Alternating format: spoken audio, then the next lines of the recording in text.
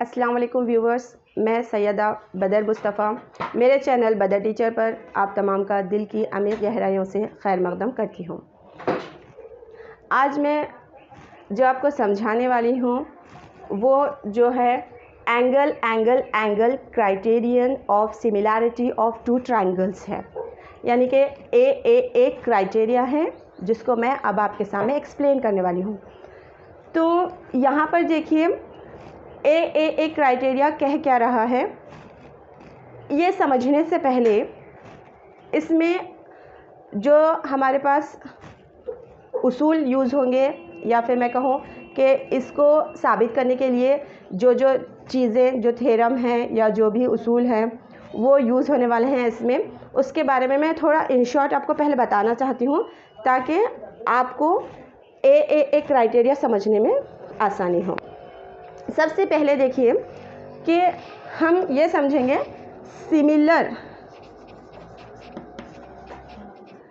Similar और congruent. Similar और congruent क्या है पहले ये देखेंगे हम। सिमिलर देखिए, सिमिलर उर्दू में हम कहेंगे मुशाबा। सिमिलर को मुशाबा कहा जाता है। मुशाबा देखिए या फिर सिमिलर, अब मैं यहाँ पर आपके सामने दो एंगल्स ड्रॉ कर रही हूँ। दो एंगल्स देखिए, एक एंगल जो है वो शेप दोनों के सेम है, दोनों ट्रायंगल हैं, और एक ट्रायंगल छोटा यानी कि एक का शेप छोटा है और एक बड़ा है, जिसका एक का साइज़ छोटा है एक का साइज़ बड़ा है। तो ऐसे ट्रायंगल्स या फिर ऐसे फिगर्स जिसकी जो है जसामत अलग हो और शक्ल सेम हो, जिसका शेप सेम हो और जिसका जो है साइज़ अलग हो, उसको हम सिमिलर कहते हैं, मुशाबा कहते हैं। अब यहाँ पर एक और दे सकती हूँ मैं एग्जांपल। एक हम दायरा लिए हैं, ये भी दायरा है, कहेंगे तो हम दोनों को दायरा ही, दोनों सर्कल ही हैं, लेकिन एक छोटा है एक बड़ा है, इसलिए ये सिमिलर है। तो सिमिलर का जो डिनोट करते हैं हम सिमिलर को या मुशाबा को, जो अलामत से हम ज़ाहिर करेंगे उसकी अलामत ये है, ठीक है। ये हो गया हमारा सिमिलर। उसके बाद देखिए आप कॉन्ग्रेंट है। कॉन्ग्रेंट कहते हैं उर्दू में मुमासिल को, ऐसा जिसका शेप सेम रहना, साथ ही साथ साइज़ भी सेम रहना, शेप और साइज़ दोनों सेम रहना, उसको हम मुमासिल कहते हैं। अब यहाँ पर देखिए कॉन्ग्रेंट को जो है इस सिंबल से ज़ाहिर किया जाता है। बिल्कुल एग्जैक्ट रहेंगे, दिखने में वैसे ही रहेगा वो, उसकी जसामत और उसकी शक्ल दोनों सेम रहेंगे, इसे हम कॉन्ग्रेंट कहेंगे। और मैं यहाँ पर जो हमारे एक क्राइटेरिया में यूज़ होने वाला है उसका शॉर्ट बता रही हूँ मैं। अब इसमें एक और प्रॉपर्टी जो कॉन्ग्रेंट की प्रॉपर्टी है, जो मुमासिल की प्रॉपर्टी है, कि समझिए आपके सामने दो ट्रायंगल हैं, ये A B C D E F. अगर एस जो रूल है, जो उसूल है वो यहाँ पे यूज़ होगा। एस यानी अगर दो ट्रायंगल का एक साइड फिर और एक साइड, यानी कि दो साइड और एक कौन सा भी एंगल, ये एंगल हम ले लेंगे, दो एंगल्स और एक एंगल और दो साइड्स सेम रहेंगे, तो हम क्या कहेंगे कि ये पूरे दोनों जो ट्रायंगल्स हमारे सामने नज़र आ रहे हैं वो मुमासिल हैं। कौन से उसूल के तहत, कौन से रूल के तहत कह रहे हैं हम? कॉन्ग्रेंट का जो रूल है SAS, साइड एंगल साइड, ठीक है। उसके बाद ये जो हमारा एक क्राइटेरिया है, इसमें थेल्स थ्योरम यानी कि BPT जो थ्योरम है वो भी यहाँ पे यूज़ होगा। हम एक बार रिकॉल कर लें उसको कि थेल्स थ्योरम कहता क्या है। वो थेल्स थ्योरम कहता है कि अगर एक ट्रायंगल में पैरेलल है, एक पैरेलल है DE BC के, तो ये जो हमारा बड़ा ट्रायंगल बनेगा, क्योंकि जो ही हम एक पैरेलल ले लिए इसमें लाइन, तो दो ट्रायंगल में ये बट गए हैं। एक तो हो गया हमारा ADE, फिर एक बी सी। एक छोटा ट्रायंगल हो गया ADE और एक बड़ा ट्रायंगल हो गया। तो अगर यहाँ पे पैरेलल हैं DE, अगर पैरेलल है BC के, तो ये दोनों के करस्पॉन्डिंग साइड के रेशो बराबर होते हैं। ये BPT का थ्योरम है।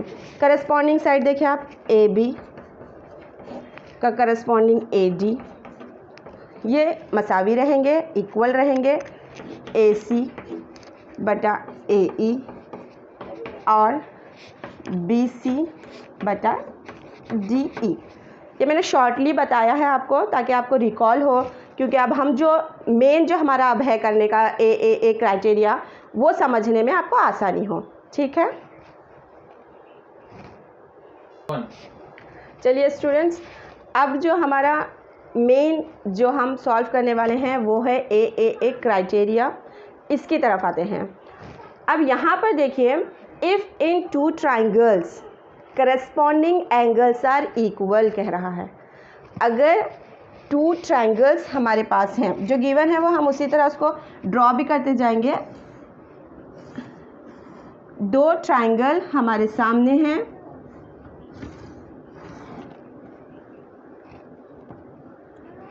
नेम देंगे इन्हें हम ABC DEF।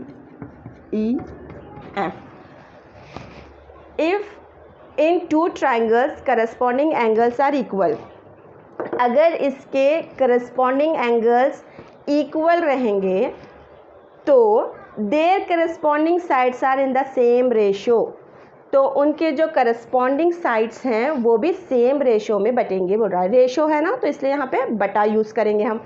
सेम उनके करस्पॉन्डिंग साइड्स का जो रेशो रहेगा वो सेम रहेगा बोल रहा है। अगर ऐसा होता है, जब क्या होगा कि ये दो जो ट्राइंगल हैं आपके सामने वो सिमिलर रहेंगे, सिमिलर हैं, इसलिए मैंने यहाँ पर जो ट्राइंगल ड्रॉ किए हैं वो एक का जो साइज़ है वो छोटा और एक का बड़ा है, क्योंकि यहाँ पर सिमिलर हमारे प्रूफ करना है। सबसे पहले देखिए, हम जो गिवन है वो ले लेंगे। गिवन में देखिए क्या बोल रहा है कि ट्राइंगल ABC, दो ट्राइंगल ये है ना हम ABC एंड ट्राइंगल DEF, ये दो ट्राइंगल के करस्पॉन्डिंग एंगल्स इक्वल हैं कह रहा है। करस्पॉन्डिंग एंगल्स देखिए, यहाँ जो एंगल बनेगा इसका करस्पॉन्डिंग ये है। मैं एक्सप्लेन करी हूँ पहले भी आपको कि करस्पॉन्डिंग किसे कहेंगे। एंगल A का करस्पॉन्डिंग एंगल D मसावी रहेगा, इक्वल रहेगा। फिर जो करस्पॉन्डिंग एंगल यहाँ पे एक एंगल B है, इसका करस्पॉन्डिंग एंगल E, ये भी बराबर रहेगा। फिर C का करस्पॉन्डिंग जो है एंगल वो F, ये बराबर रहेगा। ये तो दिया हुआ है, हमें प्रूफ क्या करना है। प्रूव इट कि there corresponding sides are in the same ratio बढ़ रहा है। ये जो करस्पॉन्डिंग साइड्स हैं ये सेम रेशियो में रहेंगे बढ़ा। अब एंगल तो ले लिए, अब करस्पॉन्डिंग साइड्स देखिए, AB का करस्पॉन्डिंग DE, तो रेशियो है इसलिए AB बटा DE। उसके बाद देखिए AC बटा DF, उसके बाद BC बटा EF। ओके, ये प्रूफ हमें करना है। अब प्रूफ करने के लिए हम कंस्ट्रक्शन करेंगे जो कि बहुत इम्पॉर्टेंट है।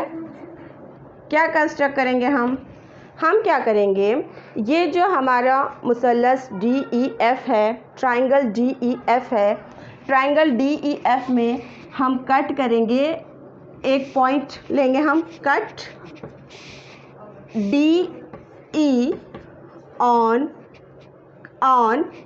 P, DE को P पे कट कर रहे हैं। देन तब क्या होगा, ये जो DP है वो AB के बराबर होगा। ये हम कट कर रहे हैं, हम कंस्ट्रक्ट कर रहे हैं। और हम कैसा कट कर रहे हैं कि ये जो साइज़ हमारा आएगा डीपी का वो बराबर रहना हमारे AB के, ऐसा हम कट कर रहे हैं। उसके बाद फिर हम एक और पॉइंट लेंगे, कट करेंगे DF को पॉइंट Q पे। Same cut DF on Q, वो किसके बराबर रहेगा? जो DQ है हमारा वो बराबर रहेगा अपने करस्पॉन्डिंग साइड के, यानी कि AC के। उसके बाद हम क्या करेंगे, PQ को मिला लेंगे, ज्वाइन कर लेंगे इसको, यहाँ लिखेंगे वो भी हम, ज्वाइन PQ। ठीक है, इतना हम किए। अब यहाँ पे क्या करेंगे हम, मैं चूँकि आप समझने के लिए आपको आसानी हो इसलिए मैं क्या करती हूँ, ये जो एक ट्रायंगल नया बना है हमारे पास उसको मैं अलग से ड्रॉ करूँगी और हम ये दो एंगल्स के दरमियान कंपैरिजन करेंगे, ABC DPQ। ये दो एंगल्स हम ले लिए हैं और हम यहाँ पे लिखेंगे कि एंगल ABC यानी कि ये एंगल, ये ट्रायंगल एंड ट्रायंगल DPQ में एंगल A और एंगल D बराबर हैं। ये हम लिख सकते हैं, A और D बराबर हैं। क्यों लिखेंगे? क्योंकि ये डाटा है, ये दिया गया है, गिवन है। ये क्या है? ये गिवन है। यहाँ पे देखिए आप, AD बराबर है बोल रहा ना, तो ये गिवन है इसलिए हम इसको लिख लेंगे यहाँ पे।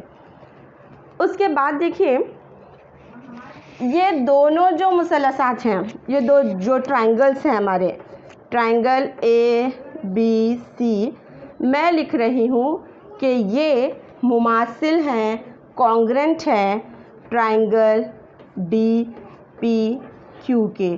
क्यों? अभी मैं समझाई SAS उसूल के तहत। कैसा? देखिए आप, एक तो एंगल बराबर है गिवन की वजह से, और हमने अभी कट किया है DP को बराबर AB के और DQ को बराबर AC के। तो क्या हो गया? ये साइड और ये साइड, ये साइड और ये साइड, और ये एंगल यानी कि साइड एंगल साइड के तहत हमारे जो यहाँ पे गिवन है वो कॉन्ग्रेंट यानी कि मुमासिल मुसलसात हो गए। ये मुमासिल रहने से AB एंगल है, देखिए आप, एंगल ABC मसावी रहेगा एंगल DPQ के। ये एंगल और ये एंगल भी मसावी रहेगा। क्यों? CPCT के तहत। CPCT ये कुछ क्या है ये बोले तो करस्पॉन्डिंग पार्ट है, ये बहुत बड़ा कोई मसला नहीं है। Corresponding part of congruent triangle यानी कि इसका करस्पॉन्डिंग हिस्सा है ये, B और P करस्पॉन्डिंग हिस्सा है। अब आप देखिए एक एंगल यहाँ पे हमारे लिए काफ़ी है, बल्कि मैं ये एंगल और ये एंगल बराबर है बोल के लिखी हूँ। अगर आप चाहें तो C और Q बराबर है बोल के भी लिख सकते हैं, कंफ्यूज नहीं होंगे। ओके, तो देखिए ABC जो है, एंगल ABC और एंगल DEF बराबर रहेंगे। अब बोलेंगे आप, अभी तो टीचर आपने बताया कि ABC और DPQ बराबर हैं, फिर अभी नीचे हम लिख रहे हैं कि B पे जो एंगल बन रहा वो E पे बनने वाले एंगल के बराबर है, यहाँ बराबर है। कैसे? क्यों बोले तो ये भी दिया हुआ है हमारे पास, गिवन है ये भी। देखिए आप, B बीच में है ना, B पे जो एंगल बन रहा वो E पे भी बन रहा है, ये गिवन है। और अब हम यहाँ पर इसका यूज़ करेंगे कि अभी हम यहाँ पे PQ लिए थे कंस्ट्रक्शन में। अब देखिए PQ आपको कैसा नज़र आ रहा है? EF के पैरेलल है, मुतवाज़ी है। वही बात हम यहाँ लिखेंगे। हमारा जो PQ है वो पैरेलल है, किसके पैरेलल है? EF के। ठीक है,